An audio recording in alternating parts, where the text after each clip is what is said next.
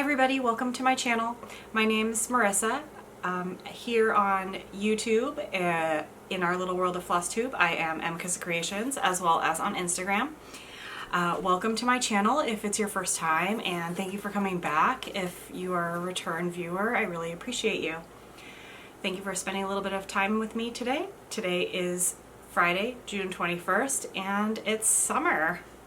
It is really summer in New England. We are hot.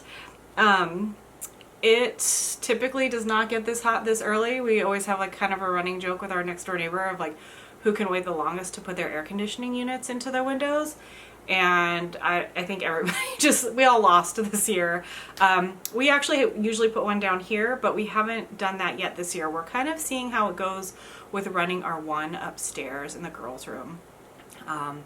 And seeing if that like cools the house off enough to be okay. So we'll kind of see how the weather changes. Yesterday it was blazing, like 92 degrees, blazing for here. I know, like in Arizona, you're all yelling at me and you're like, it's 115 here in the summer. I know, I've lived that life. I don't miss the 108 degree days in Southern California. But I moved here to not have that, and I want my air-conditioned weather back. So we are cooled down a bit today. Tomorrow I go to Stitch, Maine, so I'm really excited that it's going to cool down a little bit more for that, because like a sticky hot retreat day doesn't sound like as much fun as a normal retreat day, but I think we'll be just fine. I am coming to you pretty early for me. I think it's like, it might even be under the 2-week mark, or maybe, or longer, and I'm just delusional at this point. Consistency in filming is it's a hard shot for me, with the girls and just our schedules and life happening and when I can get some quiet time. I film in our living room, so it's not like I can like close off. I pretty much have to be like, hey family, please disperse yourselves, and then I can film, because talking into a camera by yourself when there's other people around can get kind of weird in its moments. But anyways, I just wanted to share with you a little bit before I went retreating, so that we could kind of have a shorter video. Somebody commented on my last video that like shorter videos in the summer were better because everyone is busy, and like especially right now there are like so many recaps from retreats and all that stuff, and you want to watch it all, but when you get into those like super long videos, then you have to break it up and you don't get to watch as many people. So hopefully just a little visit with me, a short little visit, and I will show you my WIPs and what I'm working on and the project I did on Father's Day. And yeah, so let's get going. I decided at the beginning of the video today I will share who I've been watching, and I'm sort of remiss that I didn't like say it in my last video, but now she has 3 videos out. So if you're not already watching her, you need to go watch her, and that's Rebecca at Backstitches Everything, and she is Backstitches Everything on Flosstube and on Instagram, and I love the interactions I've had with her, and she's just she seems like a great person, and she's like on a Mill Hill kick, and she finished the little taco like in her last video, and it's so cute. I might have to go find that somewhere. And then KBH Stitches showed her like bag of Mill Hills that she's gonna grab into and do hers. I watch her too. I think I've mentioned her before, but if not, watch her also. She's fantastic. And when she took the picture of her bag that she's grabbing into, the taco one was like on the front, and I was like, it's a sign. I just need to find that taco Mill Hill kit. So I am questing for the taco Mill Hill kit. I'm sure it's not hard to find. I just haven't done the Google yet, but I will get it. So, oh my gosh, I'm melting. All right, what I've been working on. I said in my last video that I was really like motivated to touch some of my bigger projects. So I did. went into the bigger project land. And then the next release for the Deadly Aquarium SAL came out, and so I put it away to make sure that I would be all caught up. And now we're on an off week for Deadly Aquarium SAL, and I'm all caught up. So I'll show you that in a minute. But I will show you the big project that I did get out, and that was Barbara Anna Designs All Creatures Great and Small. I think I'm going to change the words in it. I'm not sure yet. There's a Grateful Dead lyric that I really like from Ramble on Rose. That's the grass ain't greener, the wine ain't sweeter on the other side of the hill.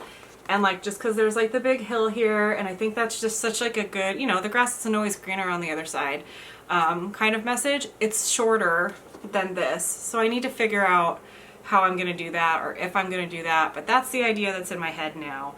And I don't know if I'm going to do something different in the top with Adam and Eve.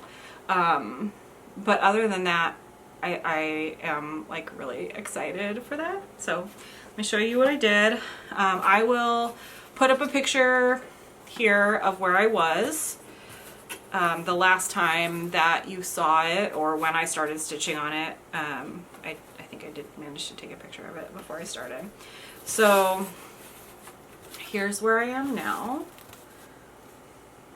So I stitched all of these little motifs right here, and I think I brought the border down from like here and came down this way. So I got a good chunk done. It was like 2 stitchy nights, I think, that I spent doing that. And yeah, I was really happy with it. I really like this stitch. It is on Wichelt, like not my favorite kind of fabric to stitch with, Wichelt. I can never remember the name of it. It's a 40 count, and I wrote it down in preparation for something else, and now I don't have it. But it's almost like a light green. It looks like it looks a lot like the picture. The picture though says that the model is stitched on Vintage Country Mocha, which if you look at this picture, it does not look like Vintage Country Mocha, but we all know how photographing cross stitch is like one of the hardest things to do in the universe.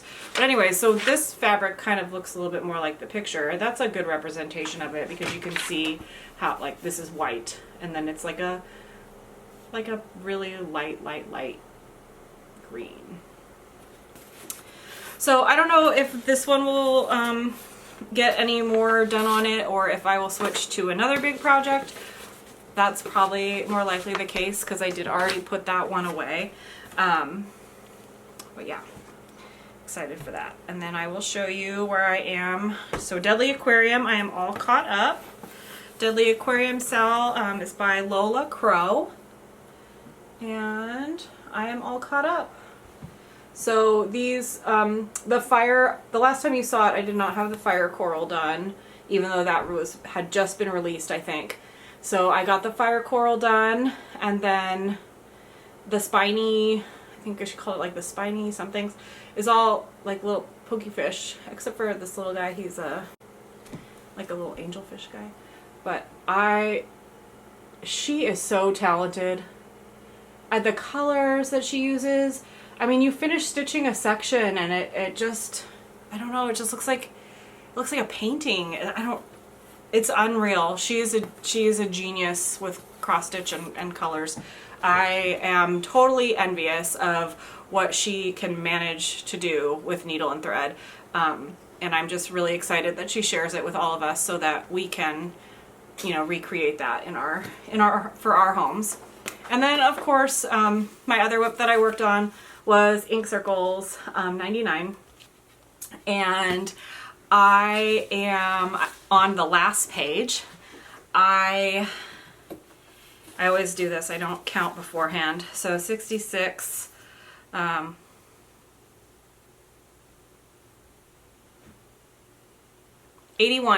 I have 81 bottles out of 99 done, and then a couple partials.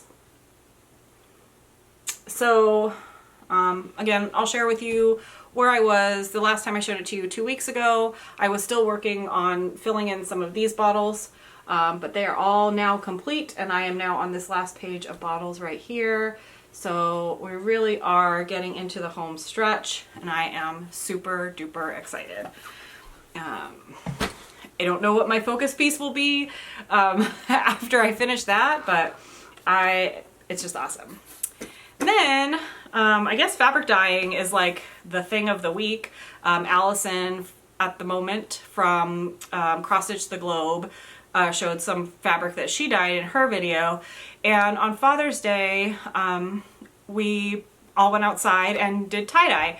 So I didn't have any white shirts for me, so I had some cross stitch fabric that I probably wasn't ever gonna stitch on. Like they were like kind of weird, they were odd neutrals, not ones that I really liked. They were gifted to me a long time ago, and they just never really called to like a specific pattern for me. And so I brought out some cross stitch fabric while they were tie-dyeing. I was like, if it works, it works. If it doesn't, it doesn't. I wasn't going to stitch on the fabric anyways, so why not try to turn it into something that I would really like to use, right? So, oh, it's actually turning out pretty well. So I just kind of bunched them up into like, I just like did this and then set it down on the table and then just like squirted the tie-dye all over it. It definitely, so just wrinkling it up again, like this has been so hard to iron. I don't know why. It just does not want the iron to be on it at all. But yeah, so I did this one. I really love, of course, it's like the aqua turquoisey color. Pulled that one out. And then this one was like more of a, like this one was like a, you can definitely tell like the white part of it, you know, it was, I think the aqua helped it, like what the original color was, because I feel like I would have stitched on this original color that is like showing through still, but I think the aqua or turquoise or whatever color I used like really helped. I'm sweating so much. Okay, do I have my face? Unreal. Okay, so anyways, this turned out awesome. I don't know what I'm gonna stitch on it. And then this other one was like definitely, so you can see like this was the color before. I'm gonna block my face, sweaty face. So like this beigey, like so sand. It was sand. It's sand. It's the color of like yellow sand. And I was never gonna stitch on it. So I hit it with some pink, and I really like it. I don't know what I'm gonna use it for. Again, who knows? But it was a fun little way for me to also participate in the activity that we were doing on Father's Day, even though I did not have a shirt to dye along with everyone else in our house. So, my plans, I don't really know if I like have any real plans. I am stitching on a model that like I need to finish because it's also a swap gift, so like that needs to get done. I've been doing like a little bit on it each day. For some reason, like stitching your own models, I don't know if anybody else has done this, but like stitching your own models can be like, it's so exciting, and then it's also like slogging, and then there's so much what do you call it, like imposter syndrome that happens like while you're stitching it. So I think I have to take it like little chunks at a time when I'm stitching on my own pieces, just to make sure that it's not yeah, that I actually will get it done. So that's happening, and that needs to kind of bump up on the priority list. It's really close. It just needs to be like, I still have like an eighth of it left, and then I just need to finish it and send it off. I am still, again, feeling the call to big, and then I'm trying to decide right now what to bring to Stitch Maine. And I don't know, like we have a week off of Deadly Aquarium, like there would have normally been a new pattern that came out today, and I've been so gung-ho about that project, and which has been really nice. And like having a week off is like, oh my gosh, what am I gonna do next? So I've got to bring something to Stitch Maine that I can stitch on, and I have stitched on lilies. I'd stitched on lilies at the last Stitch Maine, so that might actually be what I bring to stitch on again this year for tomorrow. And then I might bring something smaller, maybe my new tomato start that I did.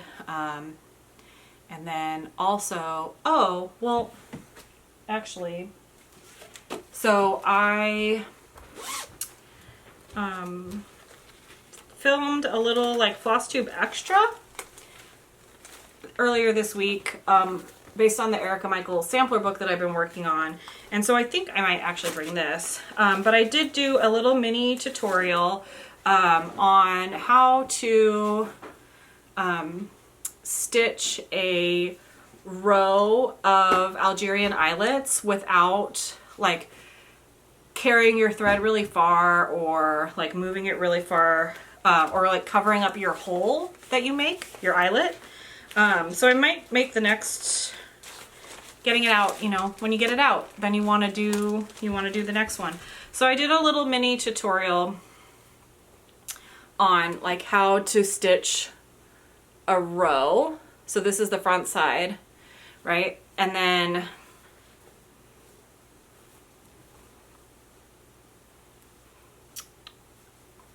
here's the back. So like it's still, you're still able to see them. It almost looks the same on the back. There's no weird like there's no weird carryovers. So I did a little video tutorial on that, so check that out if you're interested, or if you have any projects that have a row of Algerian eyelets that you need to get done. So actually maybe that will come with me. I will bring the sampler book, and I will bring lilies, and both of these fabrics are 32 count, which is what I'm doing the sampler book in, so maybe that is just what these are all meant for. Thank you for helping me with my plans today. I think that actually might be perfect, and that is what we're gonna do. So I will see you when I am back from Stitch Maine, hopefully with a few little retreat goodies and fun stories and pictures from that. And if you're going to Stitch Maine and you manage to catch this before you leave, I can't wait to see you tomorrow, and come say hi, and have a great couple of stitchy weeks, and I will talk to you all later. Bye.